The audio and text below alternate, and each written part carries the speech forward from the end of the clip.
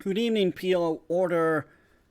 Nice to have you here. Another video. Hope you enjoyed the earlier ones. Today's topic is Overpairs Postflop. And oh boy, that's a tricky situation often. And most likely some of you are waiting for answers. I remember when back in a few years ago, I was learning a lot in PLO and I wanted answers. I went to forum and I remember once I asked, how do you play trips on flop? If you flop trips, how do you play it? And instead of answers, I had a lot of questions. Over trips, under trips, backdoors, no backdoors, is the board, flush draw, rainbow, connected, disconnected, blah, blah, blah, blah, blah, blah. And I was like, guys, I want to know how to play trips. I don't want questions, I want answers. But that's the way it goes. And I'm kind of happy that I didn't get answers, because then I had to search for the answers myself. And then I learned more. And same thing is here with these PLO Order videos. You are probably not going to get too much of answers handed out to you. Like, you're not going to crack how to play Overpairs Postflop without any problems after this video. But I hope what I can do is to make you think, give you some seeds that you can plant on your head, and then think about yourself and ask the right questions. And I think that's often in any teaching or coaching, whether it's poker, sports, school, the thing is that teacher or coach should teach the other one to ask the right questions, do the right things, instead of telling you have to do this. But let's go forward. Let's see what we have today. First thing is that not all are the same. And that's really bad English. But it means that overpairs are not the same. And in PLO, if you just define, I have overpair, it doesn't tell much. Like, alright, the flop is 10, 9, 5. I have an overpair. How do I play it? Impossible to answer. And in PLO, everything depends on everything. And that's what makes it hard. But also, that's why I love the game. Because it's not so simple. Like in Hold'em, if you have overpair on the flop, it's very often strong. Like pocket aces on the flop, you bet any flop. And you go broke on most flops anyway. But in PLO, it's not that easy. And that's the beauty of the great game of PLO Omaha. So what we need to define more. And the overpair, it can be really strong, or it can be really, really weak. And here's an example. Let's say we have a flop of 10, 9, 6, flush draw. Ooh. Kind of flop you don't want to see unless you have ace, 7, 8 with diamonds. But we don't. We have pocket kings.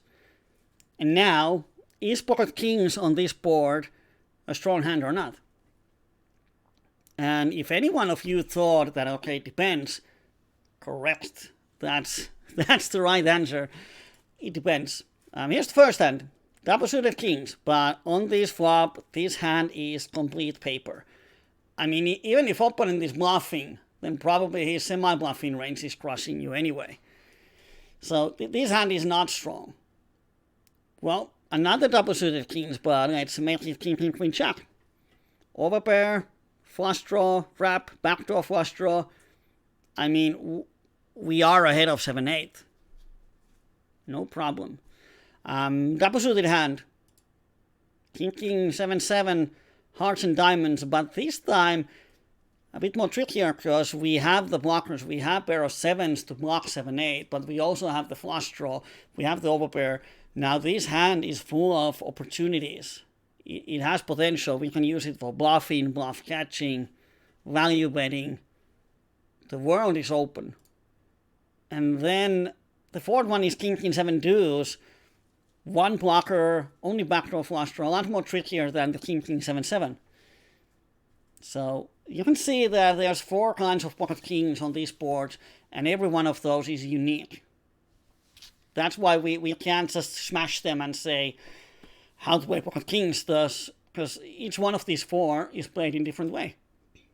And that's why it's hard to put solid strategy of playing overpairs in the 15-minute video, because we have thousands of different flops, we have thousands of different overpairs, and then we have thousands of different situations. Heads up, multi-way, 3-bet pot, in position, out of position, versus tights, versus loose, versus maniacs, and so on. So the possibility of situations it's not infinite, but almost infinite. So hard to give definite answers, but I'm trying to plant the seed. So what problems we have with overpairs? The biggest problem is that try-overpair has both bad playability and bad visibility. And what do these terms mean? Well, playability is how easy it is to make decisions. So how easy it is to play the hand. Sometimes, often playability is referred how often the hand improves. And like, if we have only one out for the turn, then some define playability as, and it has bad playability because it cannot call many turns. But I think playability as, even when you have a polarized hand, like on the turn, you don't have many outs. So on 90% of turns, it will be easy for you to just fold the hand. Then I would say that it has a good playability because it's easy to play. It's the profitability. Man, that's a hard word. Profitability is another term that we could use, how easy it is to make money. But very often, if the hand is going to fold most of the turns, we don't care about the hand, so we don't even define it. So playability is often how often the turn helps you to make the decision. Like, if you have the nuts, the playability is often very good, unless there's a lot of outs that kill your nuts. If you have a strong draw, like 20 outs to nuts, huge playability, half of the deck gives you nuts. And try overpair, you have 2 outs to make the set. And sometimes even that doesn't give you the nuts, but even if it does, you have 2 outs to give you the set. And on everything else, you have that overpair. And it's not air. That's why the playability is a bit hard, because you still have overpair, which does give you showdown value, but what is opponent's range and so on. Then visibility is how strong is our hand versus opponent.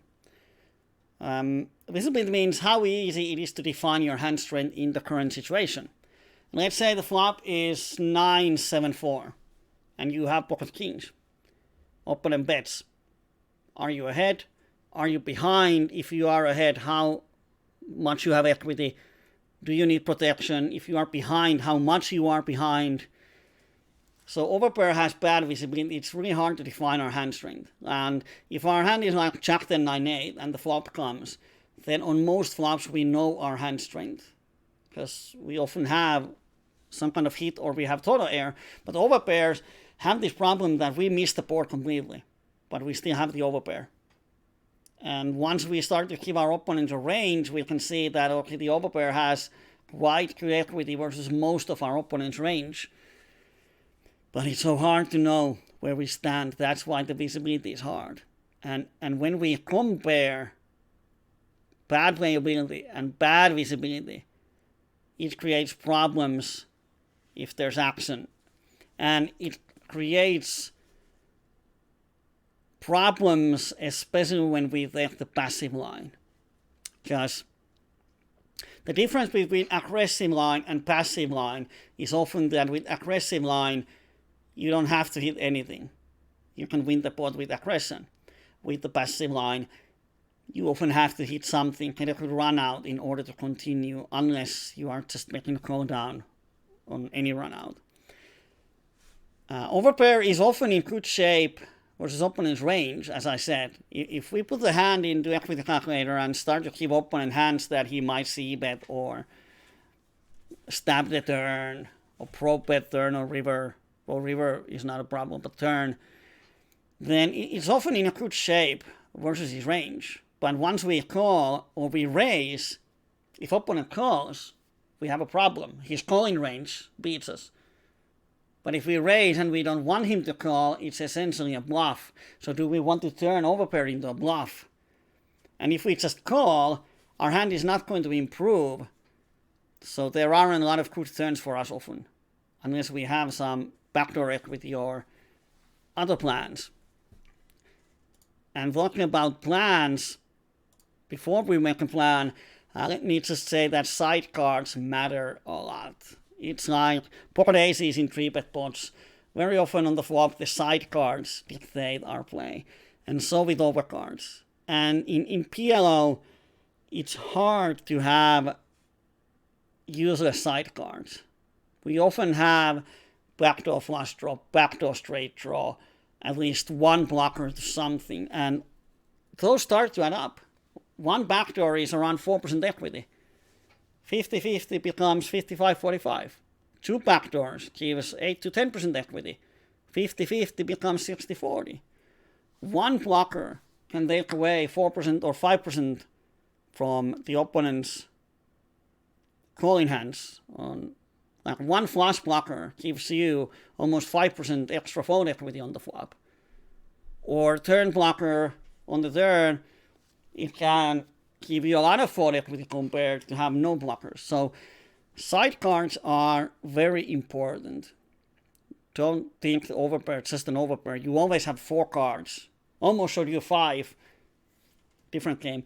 4 cards, and you have to use them all. You use 2 to make your hand, but you use 4 to make your decisions. And as I said, plan ahead. Very often, the problem with overpairs is that people don't plan. They just think about the current equity. They think that, okay, I'm ahead of my opponent's range, I call, bam, they have to fold 90% of turns if opponent barrels. No plan. And the biggest problem in PLO, or the easiest way to lose money, is to call just to fold on later streets.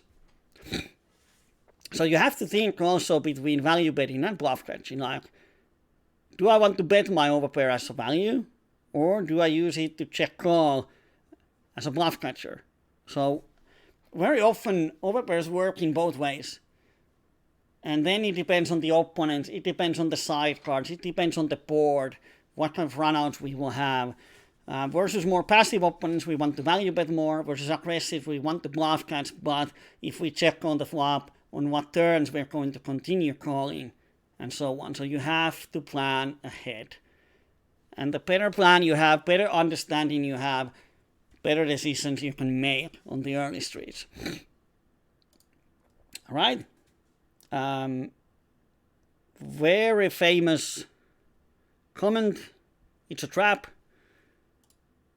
With overpairs, it's trap 2. Common traps that we encounter with overpairs. 1.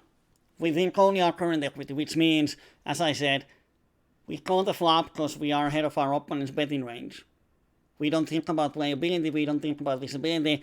There comes, it's a blank, he barrels, we have to fold. Which is same as we call without the plan, just fold later. Or flop call check, check. Turn, we check, opponent bets, we call, because he can be stabbing with anything. River, we check, he bets, we just fold, because we don't think. You don't call without the plan. Then third one is we play hold'em and overvalue overpair. You have seen people stack up with aces on any flop. You have seen people making call down with kings. Nowadays, even nowadays, you see people stacking off pre-flop with ace king. That's not good in PLO. Then the last one is the 8K syndrome. If you're not familiar with the term, it comes from hold'em, and it was seen so often on the forums, like someone opens pocket 9s, and then the opponent 3-bets, and they call, and the flop is 7-5-5. And then they check, opponent bets, they raise the 9-9, opponent shoves. And they call and say, I put him on ace king. And that was the time before people realize that we have to think ranges instead of one hand. And then 8K syndrome means that we put our opponent on the exact hand that justifies our play, even when we should know that versus his range our play is bad. Like if we give opponents a bet re-raise range on 7-5-5 board in Hold'em, we know that he has a lot of high pocket pairs. And our pocket nines is drawing 2 outs. But if we put him on ace-king, it justifies our play. And often it could happen in PLO. If you don't define your opponent's range, then you often, if you just think what he could have, I mean, it's subject to hone a new video, but in PLO we shouldn't think what he should have, we always should think what he should not have. So we just narrow down the range. Because if we start to think what could he have, we often focus on the hands that justifies our play, and we miss the hands and parts of the range that would not justify what we want to do. So it's like, what would be the word? Reversed results-oriented bias. So we're biased towards the hands that we beat instead of range. So often we think that, okay, he raises, he will have a lot of draws and semi-bluff in his raising range, so I shove my overpair. And we miss the part of his range where he has the nuts, and we get it in with 2-outer, saying it's a setup and bad beat. And that's the 8K syndrome.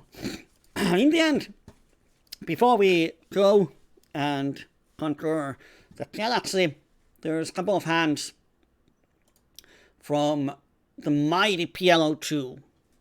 So don't focus on the huge amount of money on the table, focus on the hand and situations.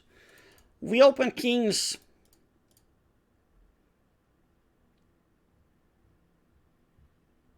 And someone broke our hand. I changed so it would be that just the button call, so we have to go back and change it again. Somehow this got broken. All right, so now it's correct.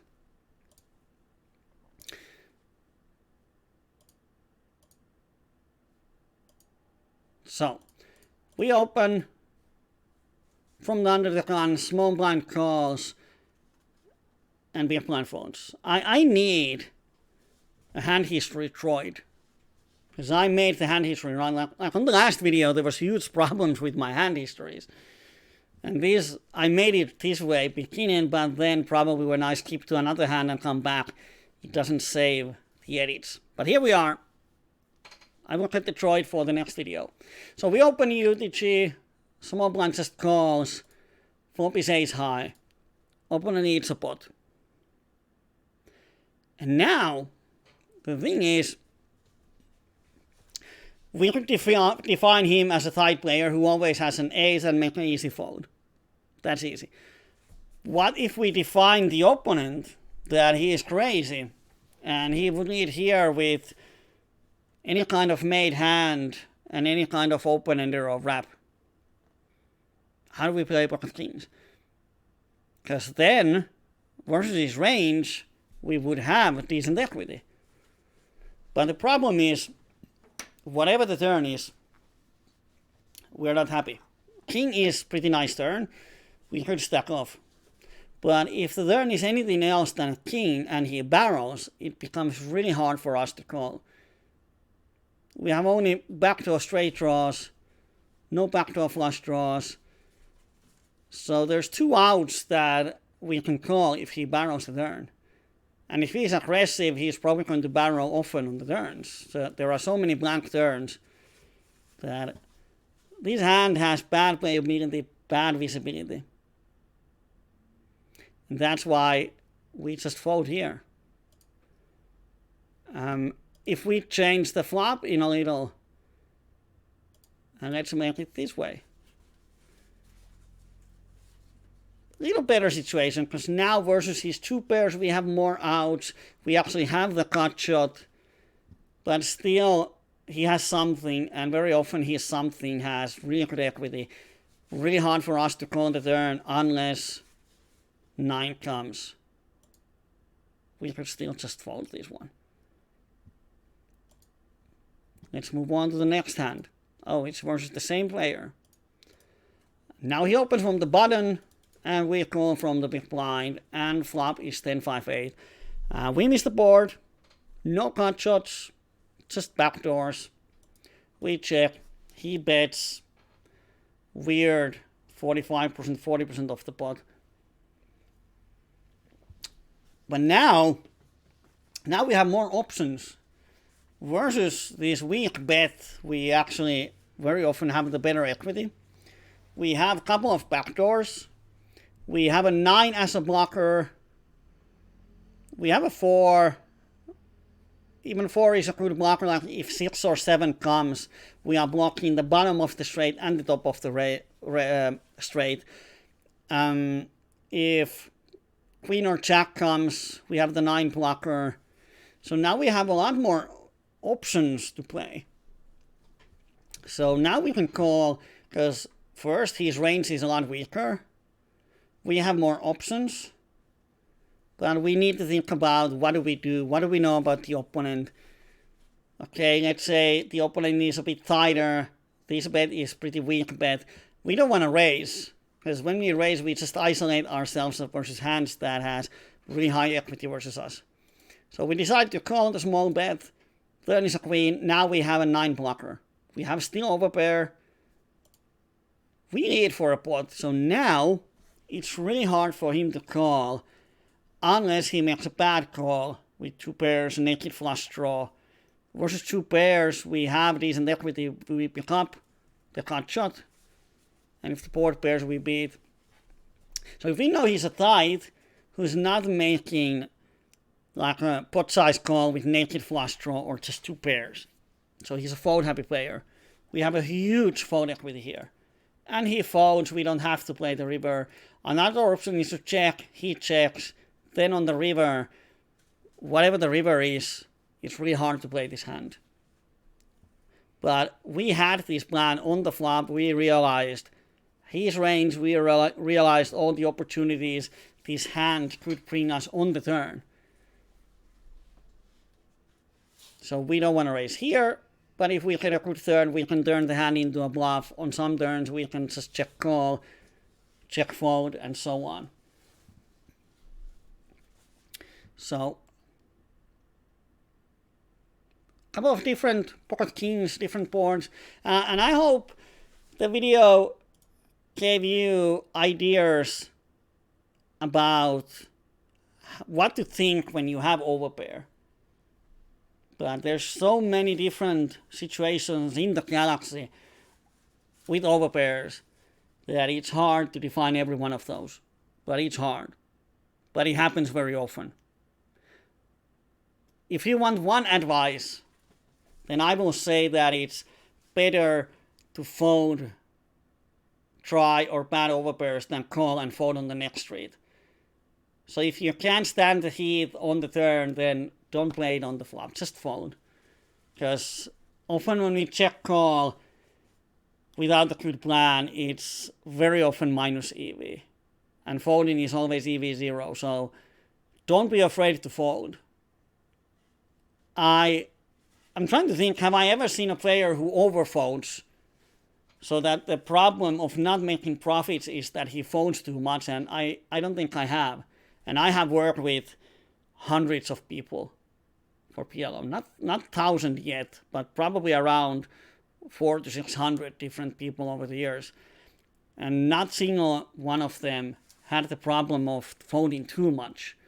But 99% of them have the problem of calling too much. So don't be afraid to fold post-flop if you have a weak hand. It's not a problem. It's not a flaw. No one is going to run you over if you overfold in general. All right. PLO Order is out. I will see you next week. Remember to vote so we will do the video that you like. Bye-bye.